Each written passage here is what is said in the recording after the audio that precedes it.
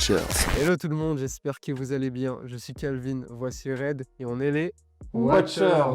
Comment vas-tu? Bah écoute, ça va bien, ça va plutôt bien. Et T'as toi? la pêche? J'ai la pêche. Sinners. Les Watchers ont toujours la forme. Surtout aujourd'hui, Oui. parce qu'on a vu le très attendu Sinners de Ryan Coogler avec Michael B. Jordan. On va vous donner notre avis, on l'a vu aujourd'hui et on sort tout juste, c'est chaud, du cinéma. C'est ça. Il y aura une petite partie sans spoiler et une partie spoiler. Donc c'est parti, Allez, let's go. let's go. Si tu pactises avec le diable,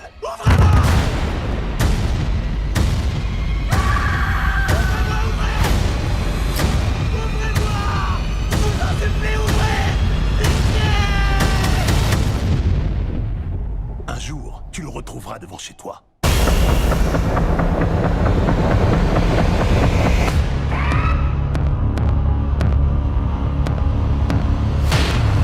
Sinners, si vous suivez nos vidéos, c'était mon top 3 de mes attentes de l'année. Il est enfin sorti, donc on va vous donner notre avis sans spoiler pour commencer. Donc déjà, qu'est-ce qu'il y a au casting et qu'est-ce qui réalise le film? Eh bah tu fais bien de me poser la question parce que je cherchais le film. Donc comme tu le disais en intro, c'est réalisé par Ryan Coogler Réalisateur de de Black Panther. 1 et 2 et Creed. Des Creed premier du nom. C'est pas la première collab entre Michael B. Jordan et Ryan Coogler. On retrouve son acteur fétiche Michael B. Jordan qui incarne deux personnages, Smoke et Stack. On a Hailey Steinfeld que les fans du MCU connaissent pour son rôle de Kate Bishop dans la série Hawkeye. Elle joue aussi dans Bumblebee, C'est ça. de mémoire. Ensuite, une autre connaissance pour les fans du MCU encore une fois.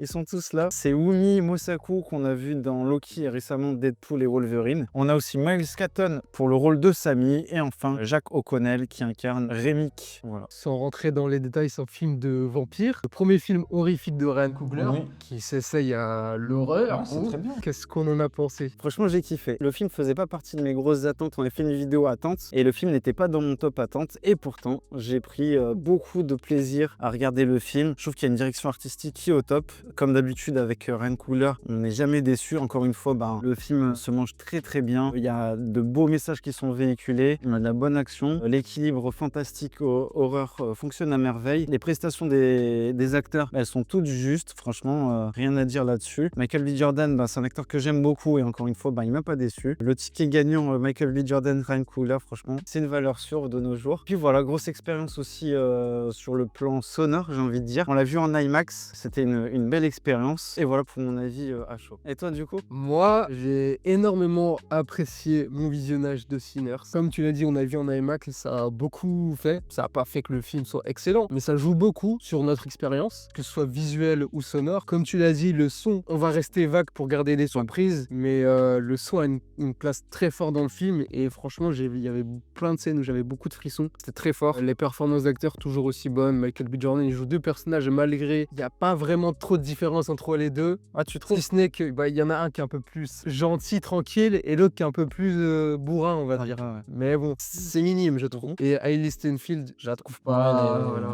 Bon. Sur le peu qu'elle a à faire, elle le fait bien, mais... Et elle dénote le tout avec des acteurs qui jouent très bien et elle qui est là en mode juste parce que c'est une starlette. Je pense qu'une actrice de meilleur talent, on aurait plus ressenti quelque C'est chose. ça, ouais. Là, alors que là, Je suis d'accord. voilà, Ryan Coogler fait très mal le taf. On a des thèmes excellents. Des thèmes que je m'y attendais pas du tout. Encore une fois, je reste vague pour vous garder la surprise. Et des éléments de scénario auxquels je m'y attendais pas non plus. Le film est un petit peu drôle. On a bien ri. On a bien ri. Je sais pas si c'est parce que c'est drôle ou si c'est nous. On s'est bien amusé. Mais voilà. Il était réceptif. En termes d'horreur, ça fonctionne bien. Il y a des bons screamers. C'est pas la foire. On n'est pas dans un film d'horreur classique. Ça se rapproche d'un film de Jordan Peele. Oui, c'est vrai. Je pense que Quelques éléments. Ryan Coogler s'en est beaucoup inspiré. Les mouvements de caméra, il y a ça. Il y a beaucoup de plans séquences. C'est hyper intéressant. Franchement, c'est un film hyper quali. Je vous encourage Oui, vivement à aller le voir. Et en salle, en IMAX si vous pouvez. c'est un film à voir au cinéma. C'est un film à voir au cinéma, donc je vous conseille fortement. Surtout qu'en ce début d'année, on n'a pas eu grand pas chose la à se mettre folie. sous la dent. J'ai été déçu de Mickey 17 derrière moi, toi aussi. Ouais, Minecraft.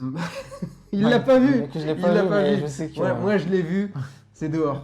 Mais pour le moment, c'est une sacrée pépite. Pépite, tu dirais toi? De cette année en tout cas. Ouais. De cette année. J'avoue que je vais pas dire que je suis déçu, mais j'en ai pas eu autant que j'en voulais. Ouais. J'ai pas eu le truc qui me J'ai fait pas eu le rêver, truc qui fait, ouais, oh, je suis d'accord. Non, en fait, j'ai fait beaucoup la comparaison parce qu'on a vécu un peu la même séance avec Alien Ah ouais, Romulus. c'est fou, ouais. Alien Romulus. Allez voir notre vidéo, ouais. Alien Romulus, c'était C'était phénoménal. à chaque scène, on était bouleversés par ce qui se passait. Je pense que C'était un excellent divertissement, alors que là, t'as 2, 3, 4 scènes qui t'emportent, mais c'est pas tout le film. Après, le film n'a pas la même mission. C'est ça, c'est différent. Limite, le propos horreur, il est très secondaire Oui, par rapport au thème abordé. c'est vrai. Et limite, le thème horreur, il est là pour toucher le grand public. C'est un prétexte en fait C'est pour un ramener le discours du film. Mais ouais, Mais il le fait très bien. Ouais, donc on vous encourage à le voir, hein, vraiment. Vous passerez sans aucun souci, sans aucun doute, un super moment. Super moment, yes. C'est la partie sans spoiler. On n'a rien dit sur les éléments du scénario parce que nous-mêmes, on allait le voir sans. On a vu que le teaser. Ouais. Et on savait pas grand-chose du film et on a été content des surprises. Tout à fait, ouais. Donc on vous encourage à faire pareil, allez découvrir le film comme ça et vous allez être très content du résultat. Donc on va passer à la partie allez, spoiler. let's go, lâchons les chevaux. Let's go.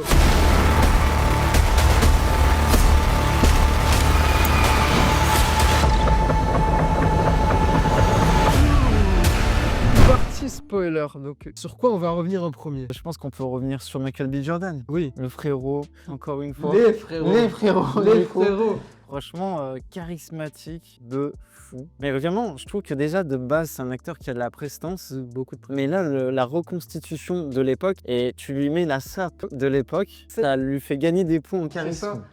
Et c'est jamais genre Michael B. Jordan, c'est très un mec hip-hop, urbaine d'aujourd'hui. Et pourtant, le mettre là, ça dénote pas de. Il passe très bien en fait. Non, finalement, ouais. Un gangster.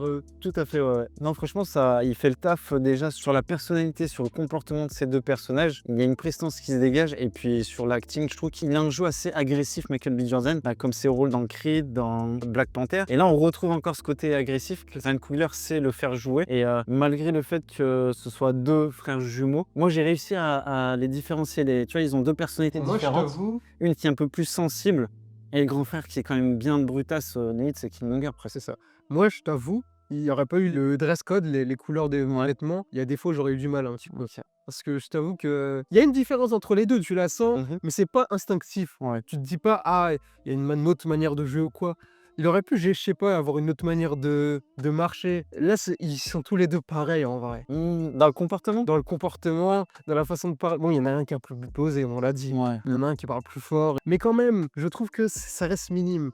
C'est là où j'ai un petit bémol, mais c'est pas grave. J'ai pas ressenti ces deux soldats. Forcément, Un peu l'expérience sur de l'autre, la non guerre. Je sais pas, parce qu'à un moment, il y a une réplique sur les tranchées en Allemagne, non? Ça, oui. Les deux. Tu te souviens? Oui, c'est vrai, t'as raison. Ouais. Mais moi, j'ai trouvé qu'il y avait justement que c'était nuancé d'un côté sur l'agressivité. Il y en a un qui est un peu plus sensible, mais comme tu as dit, ça joue vraiment sur pas grand-chose. C'est ça. Et quelqu'un qui n'est pas forcément dans l'analyse tout au long du film, il va y voir vraiment un miroir au final. La preuve, il y a une scène où t'as cru que c'était l'un alors que c'était Ah l'autre. oui, c'est vrai. Ouais. D'ailleurs, pour une scène de très moins de 18 ans. Non, le film est très. Bah, il est raté d'air, il a droit. Mais en tout cas, je trouve que les deux personnages collent parfaitement à Michael B. Jordan et lui, il a su parfaitement s'imprégner de ces deux personnages forts qui sont plutôt bien développés. Alors, c'est pas un développement de fou. Bah, chacun a son développement. Ouais, c'est ça. Mais c'est pas non plus. L'un ne change pas pour devenir. C'est ça. Tu le prends au début, il a un peu changé, mais c'est pas non plus. Il passe pas du coq à l'âne. Son développement. Quand je t'en ai parlé en off tout à l'heure, je me suis dit, si Ryan Coogler il prend Michael B. Jordan pour jouer des jumeaux, c'est qu'il y a un sens derrière tout ça. Oui, c'est vrai. Et le sens, je l'ai pas forcément trouvé. Quel est le message derrière ça? Est-ce que, je sais pas, ok, il y en a un qui reste gentil, il y en a un qui devient méchant, mais au-delà de ça, c'est quoi le message? C'est quoi le fond derrière? Après, on est à chaud là. On est à chaud. Encore. C'est pour ça que je dis pas qu'il y en a pas, peut-être j'ai pas compris. Dites-le nous dans les commentaires si vous l'avez vu et que vous avez compris. Je veux bien savoir. Mais pour le moment, j'ai pas compris. Si ce n'est juste pour que Michael B. Jordan touche le chèque. Moi, c'est peut-être 2 fois plus de salaire. Mais voilà. Mais en tout cas, au top. Est-ce que c'est le meilleur rôle de Michael B. Jordan? Pas jusque-là. En tout cas, c'est un de ses top rôles. Après, il a pas fait 36 000 films. Ah ouais, et puis, Mais je trouve les rôles assez interchangeables. comme je le disais, il est souvent agressif. Il est toujours dans la révolte. Ces personnages sont dans la révolte. Creed, Killmonger, là encore une fois, il fait face à une situation qui le dépasse. J'ai plus l'impression que Smoke, c'est Creed. Ah ouais, ça, c'est qui le manga? mais limite, non mais c'est vrai. Hein. Oui. Non, mais t'as raison. Oui, oui. T'as raison. Mais malgré ce côté agressif, il y avait quand même un peu, il y avait des notes d'amour, Bien sûr. des notes sensibles, que ce soit avec le personnage de Sammy, qui le prend un peu sous son aile, son cousin, ou avec Et Annie. son épouse, enfin du coup pour Smoke. Donc voilà. Et là là on a vu qu'on est dans l'interprétation des acteurs. Tu parlais d'Hailey Steinfeld. J'ai plus le ressenti avec comment elle s'appelait, Annie. Ce personnage est plus développé que celui de Plus fort que. celui d'Hailey C'est Steinfeld. ça, ouais. Et pourtant, elle avait son personnage de blanc dans une communauté noire avait beaucoup à C'est faire. fort. Mais au final, je trouve que Ça sert à rien, ouais, l'écriture de son personnage n'est pas si incroyable que ça. Je pense que dans le sens, cette histoire de famille, justement, et on va y revenir avec les vampires qui veulent devenir de la même famille. Mais au-delà de ça, Ouais, c'est pas l'enlever ou la retirer, ça n'apporte rien, je trouve. c'est ça. Moi, je pense qu'une actrice de peut-être de meilleur standing, avec ce qu'on lui aurait donné là, elle l'aurait peut-être. Ouais, tu vois, on aurait senti l'émotion peut-être un peu J'ai plus quand ressenti. elle bascule. C'est ça. Là, la bascule, en fait, ok, bah tu deviens un vampire, mais on s'en fout. Là où Annie, Bah là, elle tu ressens quelque chose. tu ressens quelque chose. Oui, c'est un background où on te dit je veux pas devenir vampire, tue-moi tout de suite, tu vois. Après, oui, comme tu as dit, on n'a pas le background de. Alors, c'est évoqué, mais on le voit pas. Donc, peut-être qu'il aurait fallu nous mettre plus de scènes là-dessus. Je sais pas. En point positif, on peut revenir sur Ryan Coogler. La réalisation, incroyable, encore une fois. Beaucoup de plans séquences. Bonne utilisation de la caméra IMAX, je trouve, parce que ça fait des plans magnifiques. Oui. Surtout quand il défile à travers les gens et tout. T'as énormément de monde, donc tu peux voir quasiment tout le monde. C'était très cool. Il y a du savoir-faire. Il y a du savoir-faire. Franchement, ouais. Quand les champs de coton, c'est ça, C'est ça, ouais. sont très bien filmés. On a des plans larges sur le ciel, sur. En plus, ils te mettent bien en avant ce truc-là. Oui. Pour montrer qu'en gros, les noirs s'émancipent de ça, justement. Non, il y avait une vraie direction artistique, des jeux de lumière aussi avec le soleil, la lune, le feu, l'eau. Il s'est appuyé, il a repris les éléments et il en a fait quelque chose de très très beau. Jour, nuit, tu vois, la nuit, bah justement, il y a toute cette fête qui est mise en place et qui sombre petit à petit vers les ténèbres. Et au lever du soleil, il y a la prise de conscience, liberté, émancipation. Et franchement, c'est très très bien mis en scène. Au-delà du discours, c'est un beau film. C'est un beau film. C'est un très beau film. Ensuite, bah, revenons sur nous. On est très portés sur la musique. Bah, Goranson. Voilà. Et surtout, attention, Oui, déjà. le film est porté sur la musique. Ouais, est-ce que on pourrait qualifier ça de film d'horreur musical? Oui, pour le coup. Parce qu'on ne s'y attendait On est ouais. pas du tout. Mm. Que le film, le message du film, c'était la musique. C'est très bien. Wow. Et du coup, la partition de Ludwig Göransson, Ouais. elle est Franchement, Bravo. wow. exceptionnelle. La plus grosse scène du film, c'est qu'en gros, le petit jeune qu'on va évoquer tout à l'heure, le Little Sammy là, c'est un excellent musicien. Et en gros, tellement il joue bien, il y a toute l'histoire de la musique qui apparaît sous ses yeux. L'élu. Ouais, l'élu, c'est ça. Et donc, t'as du hip-hop, t'as du jazz. On a rigolé T'as quand tout même. ce- On a rigolé parce que t'as des mecs normaux, Mais ouais, normal c'est de vrai, notre ouais. époque avec des gens de Des 1930. gens qui jouent du Et du coup, tam-tam. avec du recul, c'est assez ridicule, mais en vrai c'est hyper beau à voir parce que t'as toute l'histoire de la musique C'est symbolique. qui défile devant toi. C'est ça. Et j'ai eu des frissons, Ouais. mais des frissons qui s'arrêtaient jamais. Ouais. C'était exceptionnel. Il y avait même de la culture japonaise. Japonaise, oui. Aussi qui débarquait. C'était très très beau. Même si en soi, la scène, elle aurait pu être peut-être mieux amenée, je trouve. Plus impactante, mais elle reste belle à voir. C'était une scène très symbolique. Par ailleurs, les vampires sont attirés par ça, du coup. Ouais, c'est ce qui fait débarquer toute la troupe de vampires. Mais ouais, Goranson, waouh. Je pense qu'il y a rien de couleur. Il va pas le lâcher. pas le lâcher. Franchement, Non, c'est mais- ouf. Hein. Non, mais les deux ont étudié ensemble. Ah oui, il semble. d'accord. Je crois qu'il y a des magnétiques qui. Mais franchement, le mélange harmonica, percu, guitare électrique, il est passé par Il y a tout. Ouais, c'est ouf. C'est fou. Et même sur le côté horreur, le film, je sais pas si vous avez ressenti ça, mais la BO du film, elle fait tellement esprit vampire. Je sais pas comment le dire. Ouais. C'est une BO vampire. Ouais. C'est mais vraiment, C'est tu une vois. BO vampire. Mais vraiment. Oui, oui. Je trouve qu'elle colle idéalement au ton du film. Ce côté un peu horreur, mais derrière, t'as ce côté, je sais pas, un peu décomplexé. Ouais, complètement. Et comme on disait, alors c'est paradoxal, on a des vampires, mais les vampires sont pas là pour faire peur en fait. Ouais. Parce qu'il y a toute une scène où les vampires ils chantent, mais t'as quand même peur de ce qu'ils sont en train de faire. Oui, Tu mais vois. t'as pas peur. Tu sais que les personnages ils vont probablement y passer, Oui. mais tu te dis pas, ok, les vampires sont là pour.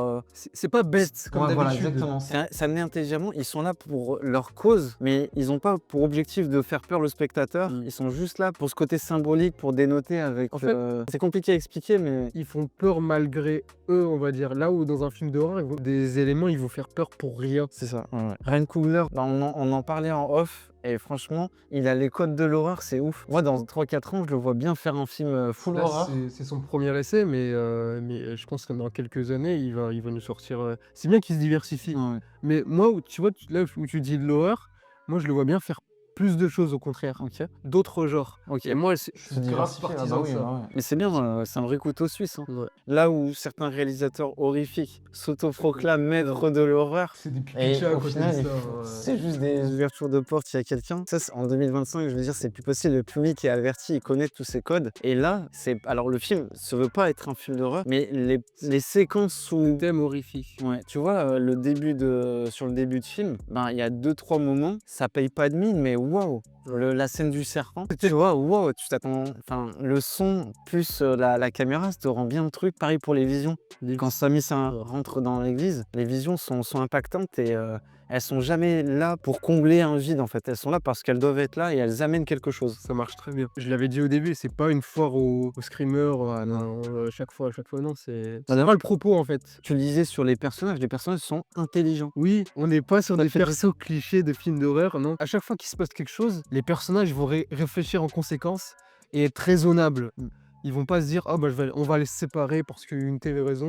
Non, ils vont se dire, on va fermer la porte, on va se barricader. C'est très intelligent. Il y en a juste un qui allait partir aux toilettes, Ouais. mais allez, 1 sur 10, ça va, tu vois. Ils ont tout de suite compris que c'était des vampires, tu Oui, vois. c'est vrai. Ouais, ouais. Ils ont tout de suite réagi Là, en par le personnage conséquence. de Annie. C'est ça, heureusement qu'elle était là. Ils avaient les beaux réflexes, c'était intelligent. Alors, ça c'est un point un peu négatif mais qui se transforme en point positif. On a quand même une longue introduction. Le film fait 2h17 et pour avoir un minimum d'enjeu ou que ça commence vraiment à partir, faut laisser une bonne heure, non? Pratiquement, ouais. Une longue introduction, Il faut mettre en place, je dirais, les enjeux. bien sûr. Parce que en gros, t'as Smoke avec sa femme, Qui débarque de Chicago. Little Sammy et tout son délire avec sa famille religieuse et la fille qui convoite. Le recrutement au final. Ouais, en fait, le recrutement de la fête. En gros, toute cette histoire, c'est une fête qui va se créer. Il faut instaurer les personnages pour que finalement, à la fin, la perte soit vraiment impactante. Ouais. Donc c'était bien, c'était un peu dur au début, mais fallait y passer, fallait que ce soit impactant à la fin.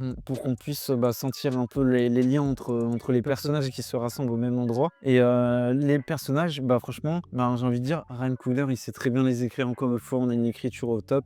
Chaque personnage a, entre guillemets, ses démons. Justement, qui vient. Je reviens au titre Sinners, donc ça veut dire pécheur. Je me suis dit, ces personnages-là qui sont réunis là, est-ce que finalement, tout ce qui leur arrive, c'est pas la punition de leur péché? Exactement, ouais. Et je me suis dit, D'accord avec toi. est-ce que ça colle ma théorie? Parce que au final, tu sais que les frères jumeaux, c'est des anciens gangsters. Donc forcément, oui, ils ont péché. Puis ils ont pris de l'argent à un clan. C'est ça, au Ku Klux Klan. Ouais, c'est ça, donc ils ont détourné de l'argent pour justement leur établissement. C'est ça. T'as le petit Sammy, son père est pasteur.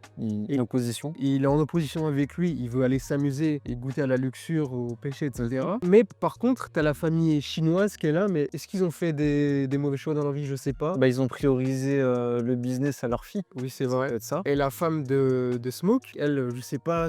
Elle, ouais, je sais pas. Je sais pas, elle, ça pourrait être quoi. À la limite, celle que convoitise Samy, elle a trompé son. Ah bah oui, c'est de l'adultère. Ouais. Je sais pas, dites-le moi dans les commentaires. Non, mais Est-ce t'as que raison. ma théorie est. Non, mais c'est logique, hein, C'est c'est ça. Cherche pas, hein, t'as juste chaque personnage que l'on suit dans cette fête a un péché. Tu vois, par exemple, on en a parlé, mais celui qui joue du piano, là, l'alcool, lui, c'est son penchant pour l'alcool. Surtout qu'il a un gros background. Ouais. Donc au final, ils ont tous des démons intérieurs et au final... Le diable est venu chercher. Voilà, exactement. Ouais. Et le seul qui arrive à s'échapper de tout ça, c'est Samy. Son innocence, Ouais. Et Smoke aussi, ouais. Smoke par la rédemption. C'est ça, ouais. Voilà, les personnages sont encore une fois très bien écrits chez Ryan Coogler. Tout le monde meurt pour une de coups, sauf les deux. Mais je veux dire, Oui, c'est pas un film où tout le monde survit et allez, la fête à la ça maison. prend des coups de couteau, quand t'es mort, t'es mort. Enfin, quand t'es mort, tu Ouais, reviens à la vie, mais t'es mort, tu vois. voilà. Il y a toujours le message, forcément, ça c'est un message qui tient à cœur à Coogler sur la communauté noire et l'émancipation. La liberté. Ouais. Le fait d'avoir situé son film à cette époque, c'est pas anodin non plus. C'est quelque chose qui lui tenait à cœur et c'est merveilleusement bien mis en avant et réalisé. Il met beaucoup en avant le message des Noirs libres qui veulent s'émanciper de l'esclavage, etc. Et en même temps, il mêle à ça les vampires. Eux aussi, j'ai pas je pense pas avoir tout compris à ce qui Mhm. s'est passé, mais j'ai l'impression que les vampires, ils se mettaient un peu à la place des noirs. Oui, c'est vrai, ouais, parce qu'eux, ils réclamaient une terre ou quelque C'est chose. ça, et finalement, ils étaient aussi contre le Ku Klux Klan, finalement, aussi. Oui, ouais, fait ça, ouais. Bah oui, Et en gros, il s'est dit, vous serez jamais libre si vous ne rejoignez pas. C'était ça, en gros. exactement, il y avait ce discours-là. Ouais. Sauf que, non, on veut pas se libérer jusqu'à faire un pacte avec le diable, Ouais. tu vois. Tu peux voir la chose comme les Noirs de l'époque, ils subissaient déjà l'horreur des Blancs et mine de rien, ils s'offraient une parenthèse de liberté avec ce côté cette fête et malheureusement ils étaient rattrapés par autre chose et au final ça définit une époque où l'homme noir, bien qu'il arrive à s'offrir des purs moments, au final il est toujours rattrapé par sa réalité. Ça, ouais. Tu vois, je pense que ça peut être ça aussi. Là où j'ai pas compris non plus, c'est pourquoi les vampires avaient besoin de la musique de Sammy, tu vois. Bah, c'est l'élu, c'est Anakin Ça- Skywalker. mais- Donc, c'est l'élu parce que il est très bon en musique et qu'on l'a dit qu'au début, il y a une petite explication. Les légendes racontent que certains ont le don de jouer une musique qui vient des tripes. Et qu'un tel talent peut convoquer les esprits du passé. Will somebody take me in your eyes? Mais ce talent peut aussi déchirer le voile qui sépare la vie de la mort.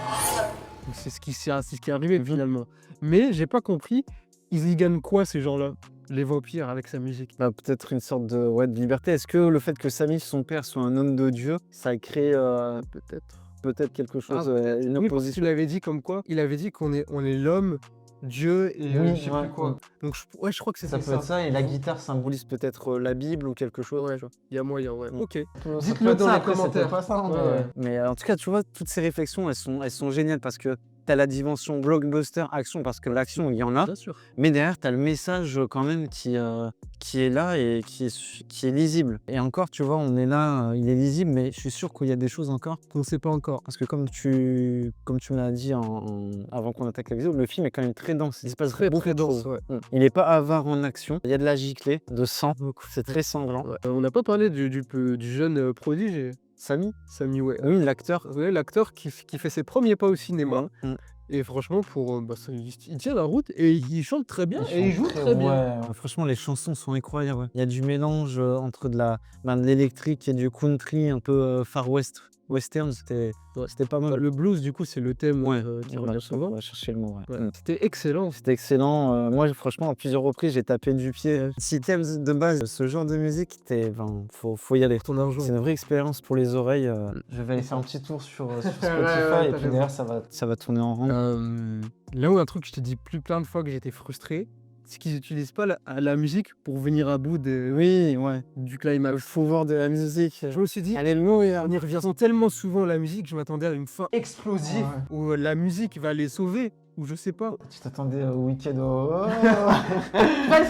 Presque finalement. Mais au final, bon, il balance sa guitare et finalement il y a de l'argent. Bon, c'est un peu ce qui se passe. Mais voilà, je m'attendais à une scène du même calibre que la scène au milieu où t'as l'histoire de la musique qui se défile. Je m'attendais à un truc comme ça. Mais au final, il s'émancipe Samy par la musique parce qu'il y a son père qui lui dit lâche cette guitare.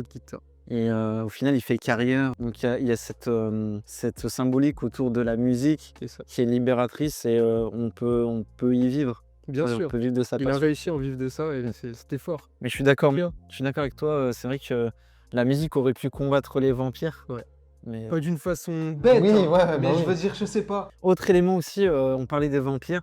Alors, ils sont amenés d'une façon intelligente quand même, hein, parce qu'on voit toute la supercherie, je sais pas si on peut appeler ça, toute la manipulation. Ils sont machiavéliques à venir à toquer à la Ils porte. ont l'air hyper gentils et tout, Ouais. bon, ça se voit qu'ils cachent quelque chose. Tu sens qu'il y a ce côté vicieux qui est super bien mis en scène, tu vois. Parce qu'en plus, ils sont hyper polis. Les dialogues aussi, moi je les ai trouvés très, très bons et paradoxalement, c'était un peu drôle. Oui, Des fois, ça prêtait au sourire. Est-ce que tu as été satisfait par le final du film? Je Je sais m'att- que tu aurais voulu ton combat à la guitare. bah, justement, tu parles de combat. Au plein de moments dans le film, tu vois que les vampires ils volent. Tu me fais oh. oui. Alors là. Alors à la fin, s'il se passe pas des trucs de ouf, Puis t'as le bruitage, tu sais, il y a un bruitage spécial. En fait, c'est trop cool. tout le film, je lui dis, en fait, c'est Blade, mec. On regarde Blade, on sait pas. Mais je me suis dit, à la fin, ça va être explosif. Au final, c'est pas nul ce qui se passe à l'écran. Mais je m'attendais à un truc un peu plus. Un peu plus MCU.